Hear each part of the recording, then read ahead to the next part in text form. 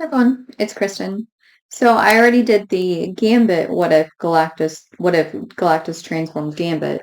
And so now I got this one in the mail and I also got the variant covers for it. So here's this one. And then something interesting um is I chose to open this one. I'm not sure why though. I just was like, oh, okay, we'll just open this one and read it. And yeah, the cover that it pays homage to is on the back. So that's pretty cool. So then of course I had to get out the Gambit one because there were only three variants, or the regular one and then two variants. So I bought all of them. So here's the Gambit one, and then here's the back, the cover that it pays homage to. So I thought that was really cool. And then since this I hadn't yeah, I know I should, but I hadn't put this away. So since I still have it out, see, just look at the difference.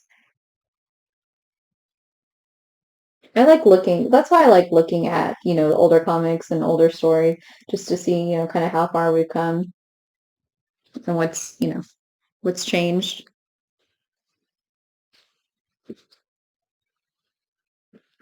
Okay, so this one, like I said, it's a one shot, so it's not like they could fully develop the story.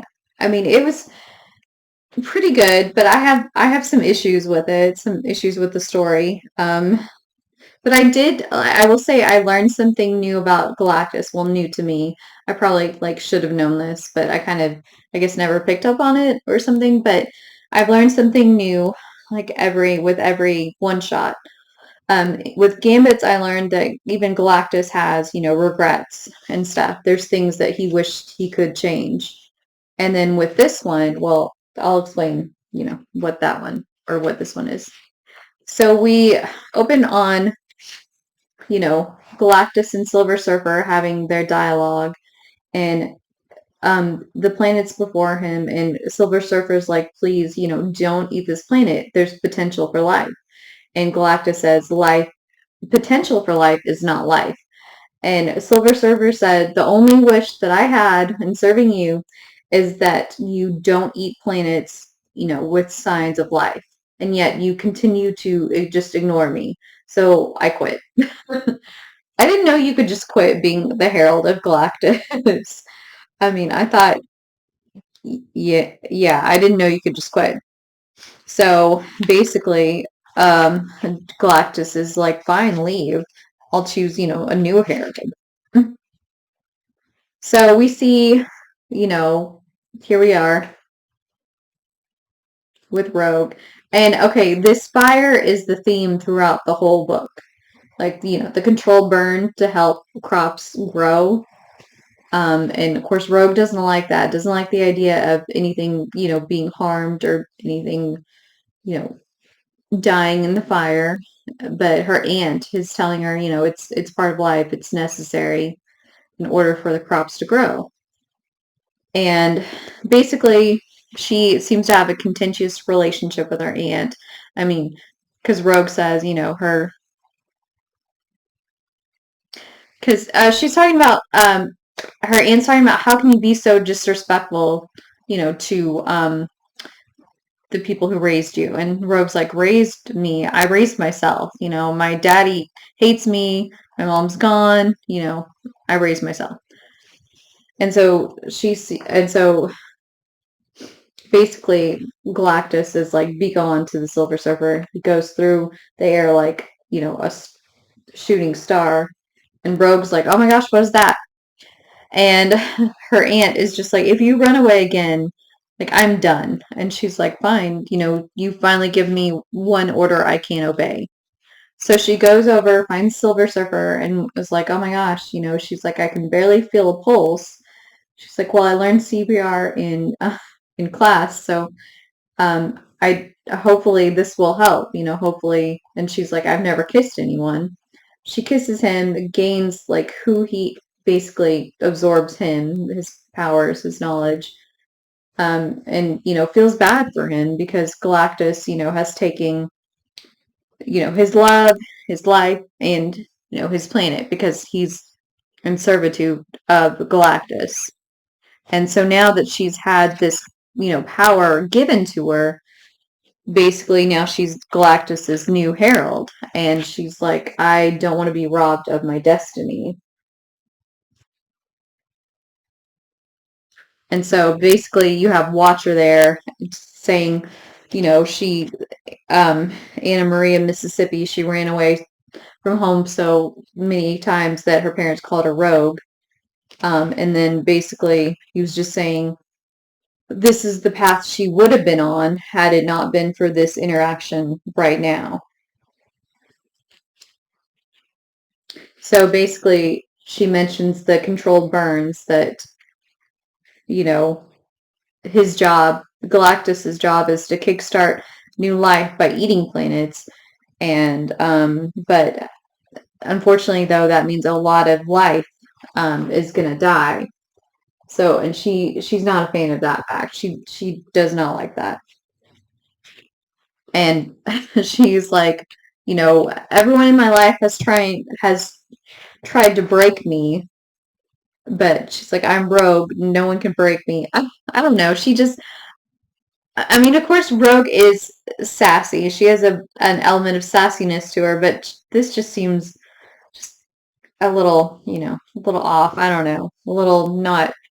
Well, I guess the dialogue is just kind of like a little bit cringeworthy. I don't know, because she's like, no one can break me, I'm Rogue, and then she said, "Game on, Big G." Like she calls Galactus Big G. I mean, I'm like, really? Well, that's weird. I mean, it's just I don't know. It's just weird. And then it just basically, talks about everyone that, has missed out on meeting her. And like Storm, she's like, I feel like I lost someone dear to me. And then Gambit, who does not have the correct eyes, just saying, he's like, I've never met a woman that can tame me, hold on to me. And he's like, unlucky in love, but lucky in cards. And then Destiny is like, I see, a future lost.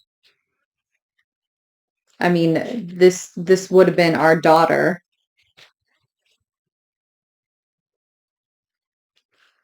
And basically Rogue, like I said, she's not happy. She doesn't want to be the Herald. She doesn't want to be part of this, where she can feel life. She, especially because she stole powers from the Silver Surfer, she can feel like this life that he felt. That's why he didn't want Galactus to destroy the planet, because he could feel the potential for life. And so, Rogue tries to be like, you need to stop this. You can't do that. And Galactus is like, excuse me, I'm in charge. You belong to me, basically. I basically gave you these powers. And she says, you refer to yourself in the third person. Only fatheads do that. I want to say I feel like I remember calling someone fathead in the animated series, the original animated series, but I can't remember who it was. I don't know. Now I'm gonna have to I feel like I'm gonna have to watch the whole original animated series just so I can see if I'm remembering correctly. If Rogue called someone in the animated series fathead. I feel like she did. Anyway, so yeah, I mean, I think it's interesting that she points out that Doom, or see, that's who I was thinking about. Speaking in third person, Doom does that all the time. And a lot of people who think that they're super important bullies, I will say they do that. They talk in the third person because they think they're more important than other people. There were some bullies in high school that did that. And Rogue realizes she can't defeat Galactus. I mean, even with all this cosmic power, she can't defeat him, but that doesn't mean she can't, you know, trick him or be like, basically, she says, and I feel like this is true. Like, if you don't want to do something, like, if you don't want to do a job, pretend that you're bad at it. I feel like like washing dishes. She gives an example. Then this is what her mom told her. I feel like a lot of people do that. I remember reading about this one time where this guy dressed their toddlers for school and dressed them so bizarrely that the wife was like, never mind, I'll just do it myself and I'll, basically never ask you to do that again. So I feel like, yeah, people definitely do that on purpose and are like, oh, I'm really bad at this, but look, here I did my best. And yeah, so I would never do that because I try to do my best at everything I do. Granted, sometimes my best isn't that great, but I try at least. Anyway, so she takes him to this planet that Silver Surfer, she knows, has never taken him to because she has all of Silver Surfer's memories. And because he never has taken Galactus to this planet because in the middle of it are dragons. So in order and release, like in trying to eat this planet, they release the dragons, at the core. So, but then you get this really cool splash page of Galactus fighting dragons that have got to be huge, considering Galactus is huge. So these dragons have to be huge. And and Galactus is like, you dare attempt to trick Galactus? Like, Galactus is all knowing. Like, I can see into your mind. Like, I allowed you to reveal your treachery, and I'm showing you basically your place. You're on a short leash. And so he punches her, and she goes through the Watcher's wall, and the Watcher tries to, counsel her and say, there's monks on Earth that rather than stepping on an ant, they sweep the path in front of them so they don't step on the ant. Which I'm like, okay, I feel like if there's this broom and you're sweeping ants, wouldn't you kill the ants by sweeping them? Depending on your force. I don't know and how small they are, but I understand what he's saying because like when it's late at night and I'm coming home and or go to the front door or go get the mail because I forgot or something and I step on a snail and you hear that crunch. Oh, I feel so bad. I mean, oh, I do. I feel so bad. I know it's just a snail and it really shouldn't matter, but I do. I feel bad. I feel bad for the snail that I just killed. So basically, the Watcher is telling Rogue to, wield the power cosmic wisely and have Galactus kind of learn from you and, kind of challenge him. Like there's, granted she tried to outright trick him, but, there's a way to do it without doing it like she did. Like there's a way to kind of curb him and like, rein him in, so to speak. And, they also talk about the whole, again, the controlled burn thing. And, Rob was like, yeah, I know all about that. But, it's important to me to even save one bunny from the burn. Like, I don't want any life to be harmed. And then Galactus pulls on her chain. And so she is yanked back.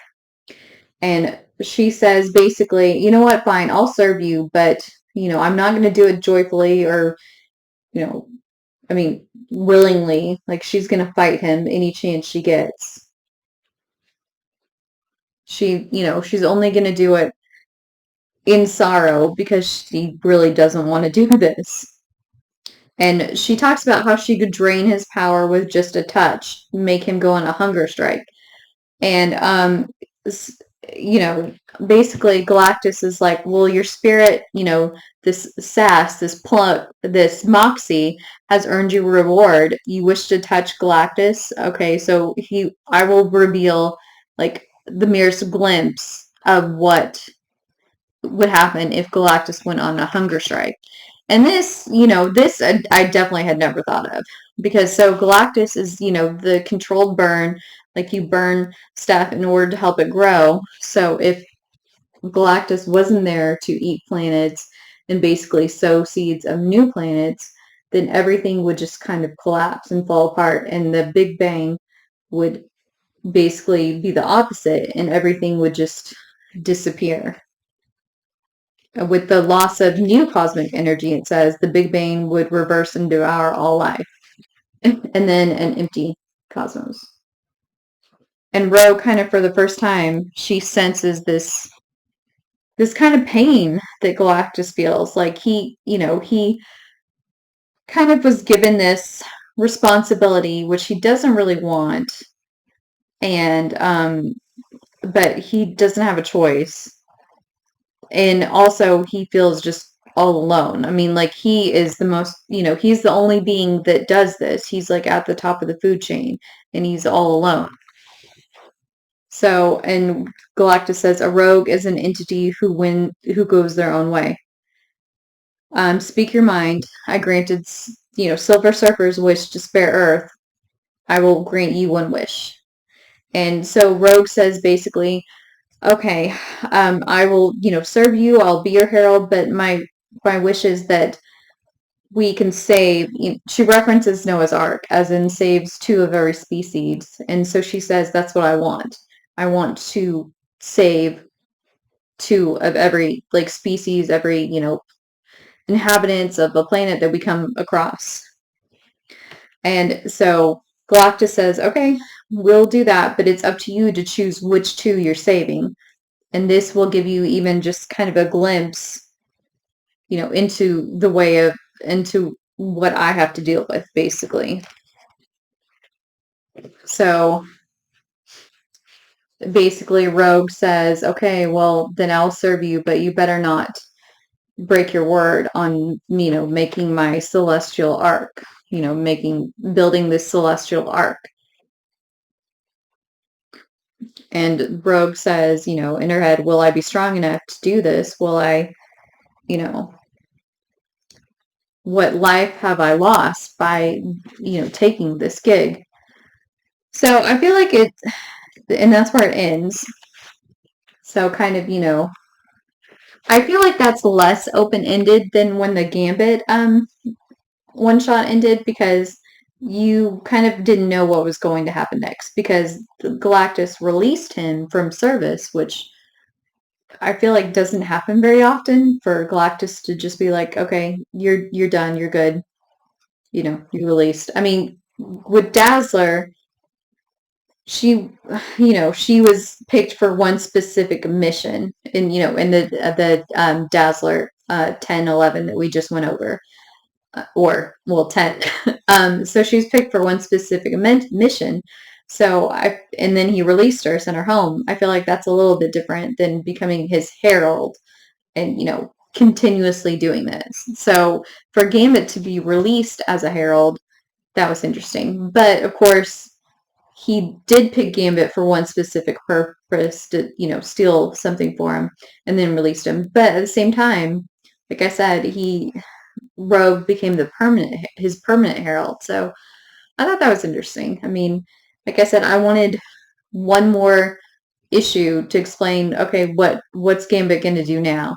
Because we pretty much know what Rogue's going to do. She's going to continue serving Galactus, because this is the path that she has chosen now.